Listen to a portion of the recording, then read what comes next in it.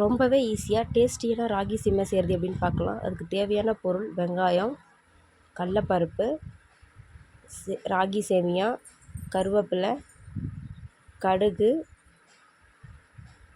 எண்ணெய், காஞ்ச மிளகாய். இப்போ ஸ்டவ் ஆன் பண்ணிவிட்டு கடாயை வச்சிடலாம். இப்போது எண்ணெய் ஊற்றிக்கலாம். எண்ணெய் சூடானதும் அதில் கொஞ்சம் கடுகு சேர்த்துக்கலாம். கடலப்பருப்பு, கருவேப்பிலை மூணையும் சேர்த்து வதக்கிக்கலாம்.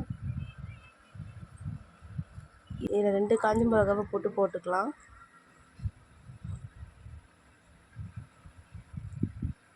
இப்போ நல்லா வதக்கிக்கலாம். கடலப்பருப்பு நல்லா வதங்கினது இப்போ நறுக்கி வச்ச வெங்காயத்தை சேர்த்துக்கலாம்.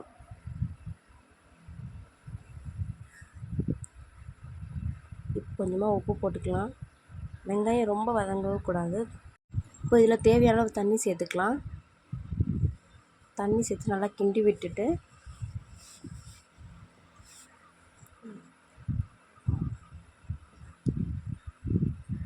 இப்போ இதை மூடி போட்டு மூடி வச்சிடலாம். இது நல்லா இப்போ கொதிக்கணும்.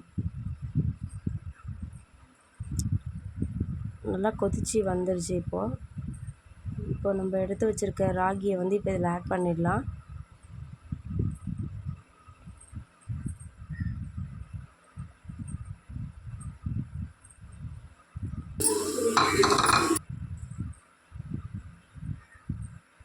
நல்லா கிண்டி விட்டுக்கணும்.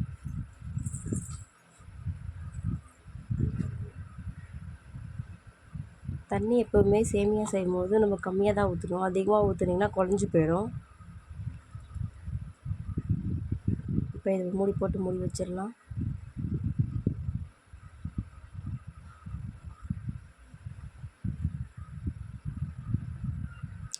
இடையில ஒரு தடவை எடுத்து கிண்டணும், இல்லைன்னா அடி பிடிச்சிடும்.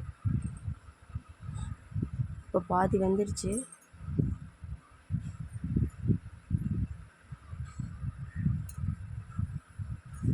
மறுபடியும் இப்போ மூடி போட்டுடலாம்.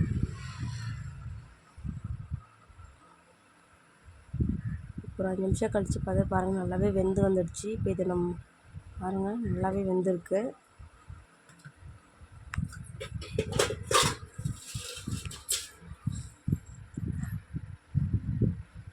இதை ஒரு பவுலுக்கு மாற்றிடலாம். இப்போது பாருங்கள், பார்க்கவே சூப்பராக அழகாக இருக்குது. இந்த மாதிரி ராகி சேமியா நீங்கள் வீட்டில் செஞ்சு பார்த்துட்டு எப்படி இருக்குது கமெண்ட் பாக்ஸில் கமெண்ட் பண்ணுங்கள்.